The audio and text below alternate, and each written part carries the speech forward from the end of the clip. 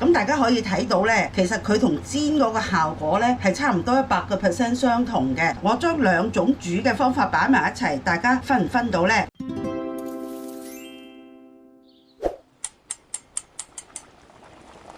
歡迎大家翻嚟精姨姨廚房。今日同大家做一個非常簡單嘅叉燒，呢個係家常版嘅，我哋甚至冇焗爐咧都可以做到呢個叉燒。先同大家介紹下叉燒嘅材料。我哋選用嘅呢就係帶肥嘅梅頭豬肉，咁呢一個呢係比較腍身啲嘅。咁大家如果想再滋味啲嘅話呢，亦都可以嘗試下用五花腩去做嘅，咁佢係比較肥一啲，咁我哋叫佢做肥叉燒啦。咁醬料方面呢，好簡單，只係需要買一支現成嘅叉燒醬嘅啫。咁至於用咩牌子呢，就大家去選擇啦。咁今日我哋呢個豬肉呢，頭先洗乾淨咗，索乾咗水㗎啦。咁呢一度嘅份量呢，我哋落到3湯羹嘅叉燒醬。咁叉燒醬呢，多啲少啲呢，影響唔係好大嘅。咁我哋撈勻佢。咁由於佢呢啲現成嘅叉燒醬呢，已經有齊晒調味料㗎啦，咁好簡單，我哋唔需要再加其他嘅醃料落去，我哋只需要落咗呢個叉燒醬之後呢，將佢醃過夜。我哋聽日就睇下點樣煮法啦。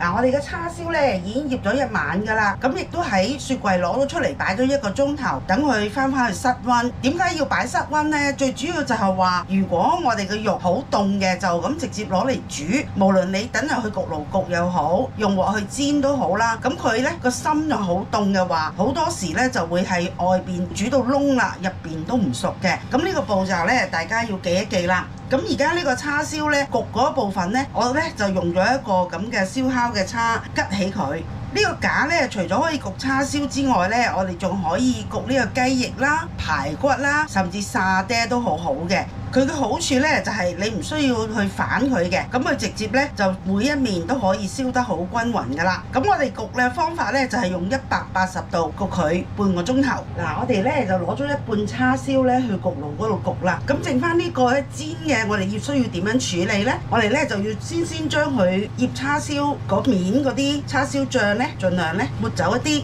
因為咧佢本身個叉燒醬咧都有糖喺度嘅，咁我哋煎咧係比較容易會煎燶，所以咧我哋將佢多餘嘅汁咧撥一撥走先。但係呢個汁咧我哋唔會倒咗去嘅，一陣間我哋煎好咗個叉燒咧就會加翻落去。咁除咗我哋要加呢個汁之外咧，我哋仲有一個麥芽糖嘅。咁呢個麥芽糖咧就係有2湯羹嘅麥芽糖啦，1湯羹嘅暖水，咁開稀咗佢，就方便我哋一陣間搽落嘅時候咧可以容易搽啲同埋均勻一啲嘅。除咗用麥芽糖呢，我哋仲可以用龍舌蘭嘅糖漿嘅。咁呢個係咧適合要控糖嘅朋友食用嘅。好啦，咁我哋呢個處理好咗呢，咁我哋就可以攞嗰個叉燒呢去煎啦。好啦，咁我哋而家呢輕輕燒熱隻鑊，攞隻手去試一試佢，唔係好熱嘅，咁就要開始煎噶啦。最主要就係因為叉燒呢，佢本身有好多糖喺度，咁我哋油呢落少少就足夠噶啦，因為我哋個叉燒有油噶嘛。咁我哋而家呢，就成塊叉燒擺落去煎。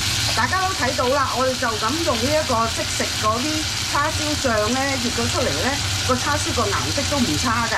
咁我哋而家呢，就用最慢火去煎佢。咁另外呢，我哋最好呢，就用2節鑊啦，因為始終都係嗰句，佢個叉燒醬入邊呢都有糖嘅，咁容易煎燶。咁所以呢，用2節鑊呢，就比較容易控制好多啦。嗱，我哋煎咗1分鐘到。大家會睇到呢，只係少少上色嘅啫，佢冇燶到嘅，咁樣就啱㗎啦。好似睇到呢，佢開始有少少微微地焦啦，咁但係仲未熟嘅喎，咁我哋繼續煎下佢先。咁我哋而家睇下個叉燒咯喎，已經係見到佢呢有少少燶啦，咁我哋攞支籤吉一吉佢呢，係好容易就吉得過嘅，咁即係話代表佢已經熟咗啦。咁啊，去到呢一步呢，我哋就將醃叉燒個汁呢淋翻佢落去。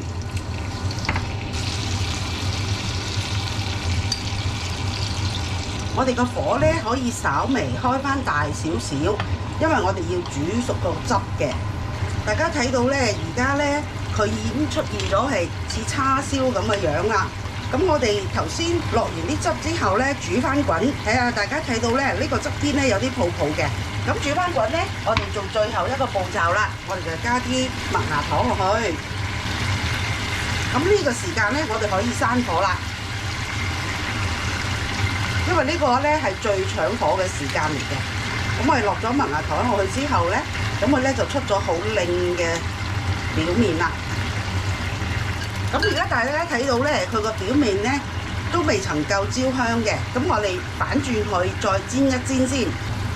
嗱，我哋落咗麥芽糖啦，咁而家呢一路煮佢，大家會睇到呢係已經係全部都係泡泡，睇唔到水分㗎啦。咁即係話呢，佢已經係足夠糖分掛上個叉燒嗰度。喺而家呢個狀況底下呢，咁就完成㗎啦。咁我哋就攞佢出嚟攤凍佢，一陣間涼咗之後呢，我哋先至切佢嘅。嗱，咁我哋個叉燒呢就已經煎好啦。我哋轉頭嚟睇埋焗爐入邊嗰啲啦。咁我哋而家睇一睇啦，呢個呢就係用焗爐焗嘅叉燒，係咪都燒得好靚呢？咁最後一個步驟一樣啦，我哋搽啲麥芽糖上去。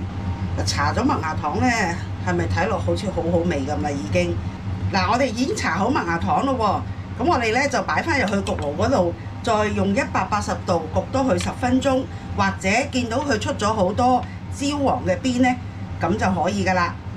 嗱，我哋焗嗰個叉燒呢，我哋亦都加咗麥芽糖，燒多5分鐘至10分鐘左右㗎啦。咁大家可以睇到呢，其實佢同煎嗰個效果呢係差唔多100% 相同嘅。咁所以呢，大家屋企有焗爐嘅朋友呢，可以考慮用焗嘅方法去焗佢。咁如果冇嘅話呢，我哋用隻煎 pan 呢，亦都可以做到我哋家常版嘅叉燒嘅。我哋轉頭翻嚟睇下點樣去切嗰個叉燒啊！嗱，我哋個叉燒呢，就已經係攤凍咗一陣，咁而家可以切㗎啦。咁而家我將兩種煮嘅方法擺埋一齊，大家分唔分到呢？嗱，其實呢兩嚿呢就係用鑊煎嘅，呢嚿呢就係用焗爐嘅，個樣其實係咪差唔多？咁我哋而家切啲叉燒出嚟先。